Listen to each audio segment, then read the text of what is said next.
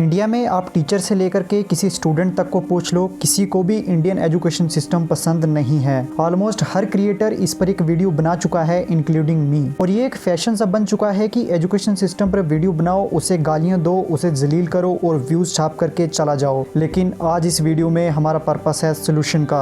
आज हम बात करेंगे कि दुनिया का वो कौन सा ऐसा देश है जिसका एजुकेशन सिस्टम सबसे बेस्ट है। लेकिन उससे पहले हम बात करते हैं कि कौन से ऐसा पैरामीटर होता है जिसके बेस पे ये डिसाइड किया जाता है कि किस कंट्री का एजुकेशन सिस्टम बेस्ट है और किसका वर्स्ट। पहले जो पैरामीटर है वो है स्ट्रॉन्ग टीचर और स्टूडेंट रेशियो, यानी कि कितने बच्चों पर एक टीचर होना चाहिए। तो ये जो नंबर है ये बहुत बड़ा नहीं होना चाहिए। हमारे यहाँ कई बार 40 से 50 बच्चों पर एक टीचर होता है। जिस भी कंट्री का ये रेशियो जितना कम होगा उस कंट्री का एजुकेशन सिस्टम उतना ही अच्छा होगा। सेकंड पॉइंट है प्रैक्टिकल लर्निंग ओवर रट्टा। एजुकेशन सिस्टम में स्किल डेवलपमेंट, क्रिटिकल थिंकिंग और प्रैक्टिकल्स पे ज्यादा ध्यान होना चाहिए इंस्टेंट ऑफ रट्टा मारना। तीसरा पॉइंट है अपडेटेड कैरिकुलम। आप देखोगे कि पहले कुछ इस तरह के फोन चलते थे और आज कुछ इस तरह के फोन चलते हैं। पहले कुछ इस तरह की गाड़ियां होती थी और आज कुछ इस तरह की गाड़ियां होती हैं। लेकिन आप क्लासरूम देखो पहले और आप क्लासरूम देखो अब, कोई फर्क नहीं है। आप सिलेबस देखो पहले और अब, कोई फर्क नहीं है। जो कैरिकुलम वो मॉडर्न नीड्स, टेक्नोलॉजी, एंटरप्रेन्योरशिप और फाइनेंशियल लिटरेसी के बेस पर होना चाहिए। जमाना तो बदलता है लेकिन सिस्टम नहीं बदलता। फोर्थ पॉइंट है कि एजुकेशन सभी के लिए अफोर्डेबल और एक्सेसिबल होनी चाहिए। इंडिया में आज भी ज्यादातर लोग अच्छा एजुकेशन अफोर्ड नहीं कर सकते क्योंकि फीस ही इतनी ज्यादा है।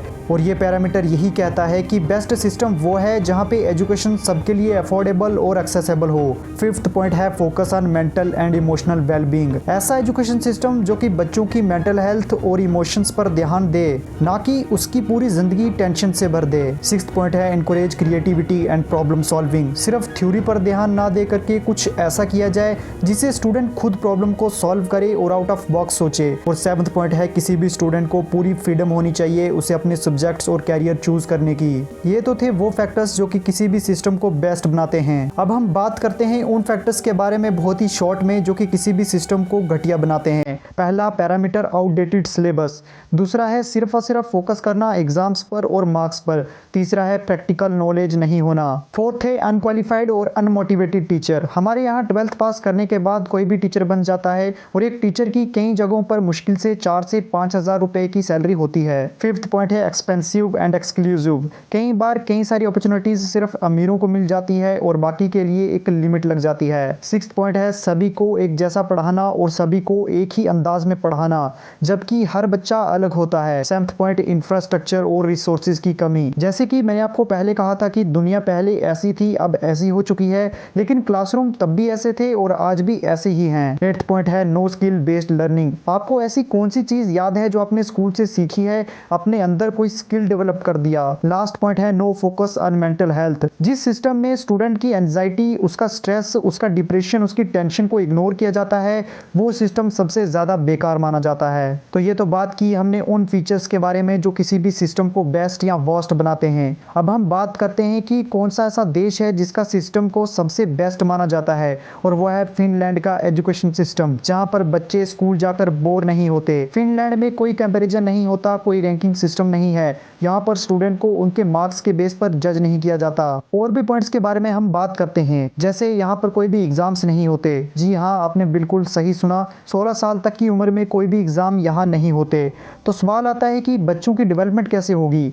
वो टीचर खुद कर लेते हैं बच्चों को देख करके, उसके लिए एग्जाम्स लेने की कोई जरूरत नहीं है। हमारे यहाँ LKG, UKG, first, second, third बचपन में ही साल में 2 से 3 बार एग्जाम होते हैं, और तब से स्ट्रेस और एंजाइटी का जहर हमारे दिमाग में डाल दिया जाता है, लेकिन वहां पर कोई भी एग्जाम नहीं होता। एक और पॉइंट है फिनलैंड में टीचर्स होना यानी राजा बनना, क्योंकि फिनलैंड में टीचर बनना डॉक्टर या इंजीनियर बनने से भी ज्यादा मुश्किल है। यहाँ पर हर टीचर के पास मास्टर डिग्री होती है और उससे पूरा फ्रीडम दी जाती है, जैसे वो पढ़ाना चाहते हैं वैसे वो पढ़ाएं।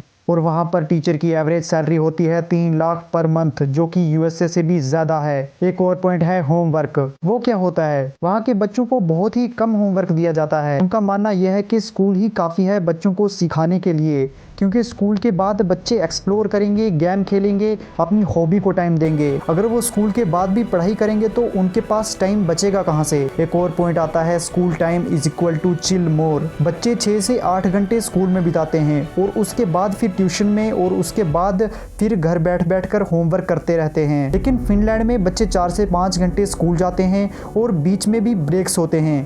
फिनलैंड दुनिया का पहला ऐसा देश है जहाँ पे कम घंटे बिताने होते हैं किसी भी स्टूडेंट को स्कूल में। एक और पॉइंट है, फिनलैंड में कोई भी प्राइवेट स्कूल्स नहीं होते हैं, यानी हर बच्चे को सेम एजुकेशन मिलेगी। और जैसे कि हमने बात की थी कि जो एजुकेशन सिस्टम है वो सबके लिए अफोर्डेबल होना चाहिए, तो यहाँ पे जो एजुकेशन है वो बिल्कुल फ्री है। यहाँ तक कि कॉलेज भी यहाँ पे बिल्कुल फ्री हैं। और फिनलैंड की अगर आप लिटरेसी रेट देखोगे तो वो है 100%, यानी यहाँ हर एक इंसान पढ़ा लिखा है। और अगर आपको ये लगता है कि ये तो नॉर्मल चीज़ है, विदेशों में सब लोग पढ़े लिखे होंगे, तो यूएसए का जो लिटरेसी रेट है वो है 75 to 80%। अब आप समझ जाओ कि फिनलैंड की क्या पावर है लिटरेसी रेट में। अब अगर आप ध्यान से देखोगे तो ऐसी बहुत सारी चीज़ें हैं जो कि हम अपने एजुकेशन सिस्टम में अप्लाई कर सकते हैं। बहुत बेसिक्स हैं और बहुत सिंपल हैं। आप स्कूल की टाइमिंग कम कर सकते हो। 6-7 घंटे पढ़ाने के बाद भी अगर बच्चे को ट्यूशन जाना पड़ रहा है तो कहीं ना कहीं टीचर्स में कमी है। तो स्कूल टाइम थोड़ा कम करो, होमवर्क थोड़ा कम करो, प्रेशर थोड़ा कम दो। हर महीने टेस्ट, साल में 3-3, 4-4 एग्जाम्स, ये नहीं होना चाहिए। और मेन जो फोकस है वो होना चाहिए सिखाने पर। इसके अलावा टीचर्स को ज़्यादा ट्रेनिंग और ज़्यादा रिस्पेक्ट मिलनी चाहिए। इक्वल एजुकेशन यानी सबको सेम एजुकेशन मिलनी चाहिए, फिर चाहे उसका बैकग्राउंड कुछ भी क्यों ना हो। मैं तो कहता हूँ कि गवर्नमेंट टीचर्स के जो बच्चे होते हैं उनको कंपलसरी कर देना चाहिए गवर्नमेंट स्कूल्स में पढ़ाने के लिए, क्योंकि गवर्नमेंट जो टीचर्स होते हैं वो अपने बच्चों को प्राइवेट स्कूल में पढ़ाते हैं, क्योंकि उनको पता है कि हम कैसा पढ़ाते हैं। और मेरा ये मानना है कि वक्त लगेगा और चेंज धीरे धीरे ही सही, लेकिन एक दिन आएगा जरूर। और कुछ जगहों में इंडिया में ऑलरेडी चेंज आ रही है। कई सारे क्रिएटर्स ने वीडियो बनाया, इंडिया में कई सारे स्कूल्स और कॉलेज एक रेवोल्यूशन ला रहे हैं। उम्मीद करते हैं कि ये वीडियो आपको पसंद आया होगा और हमारे एजुकेशन सिस्टम में एक ना एक दिन जरूर कुछ ना कुछ चेंजिंग आएगी। फिर मिलेंगे एक नए वीडियो के साथ, तब तक के लिए जय हिंद, जय भारत।